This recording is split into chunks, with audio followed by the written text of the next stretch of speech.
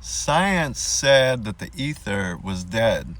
They buried it in 1887, and Michelson Morley ran the test, eliminated the source substrate, then popped champagne and called it progress. They spent the next 100 years quietly rebuilding it, though, and then they called it the Higgs field, an omnipresent substrate permeating all of space, when the particles couple to at varying strengths to acquire mass. In science, that is not a new discovery. That is an ancient knowing that finally found a framework that it could exist within. It's the Akasha with a badge and a grant. And the field itself wasn't even actually found. What they found was the boson, which is the ripple, the disturbance in the water.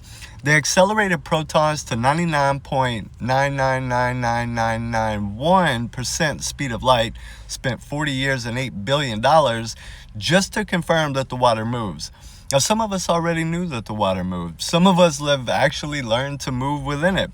This isn't a critique, science. This is an acknowledgement that we have two different methodologies that have been circling the same truth from opposite directions, and the gap between them is closeable. Now, what science has built in instrumentation and rigor is extraordinary, no doubt. But what it hasn't yet built is a methodology for the interior, meaning for the observer, for the coherence, for the field as it interfaces with a calibrated nervous system. And that makes all the difference. It's not a failure of intelligence, it's a gap in the map, and maps get updated. So the fine structure constant is real. Propagation ratios are also real, and the geometry matters. But so does the subjective experience of a human being who has spent years developing the internal conditions that are required to actually interface with that which you are measuring from the outside. These are not competing truths. They are adjacent instruments that are reading the same phenomenon at different resolutions. Now, here's what's been learned from the interior side. Not from theory, not from reading, but from direct and repeatable experience, which is what I do. I build out this experience so you can get your hands on it. Coherence is the access condition. Period. A nervous system that is operating with integrity, that has genuine humility about what it does and doesn't know, and without the distortion of ego-driven intent, will touch the layers of the field that no external instrument has yet reached. And it's not because those layers are mystical in the dismissible sense. It's because the observer is literally part of the apparatus. Like, you already know this theoretically. Consciousness as a variable has not been solved. It's been bracketed, and bracketing consciousness hasn't made the problem go away. It's just kept the map incomplete.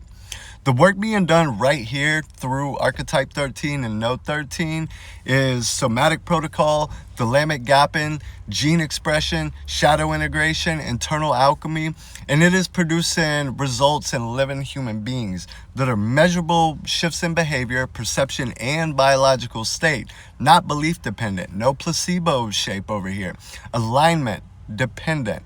The mechanism is real and it's teachable, which means it's also studyable if the methodology expands to include the interior of the research as a valid data source, and it is ignorant not to.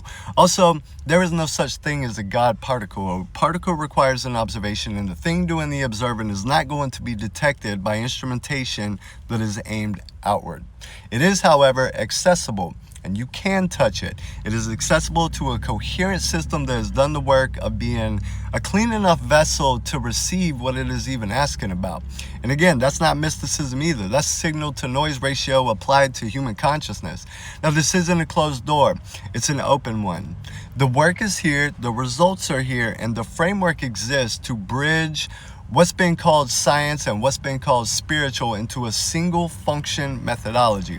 Now, if you're in the lab and something about this message is pulling at you, follow it. Like, you know what to do. I have the deep end and the deeper end over here, but Node 13 was specifically developed for the science-minded individuals and the business operations.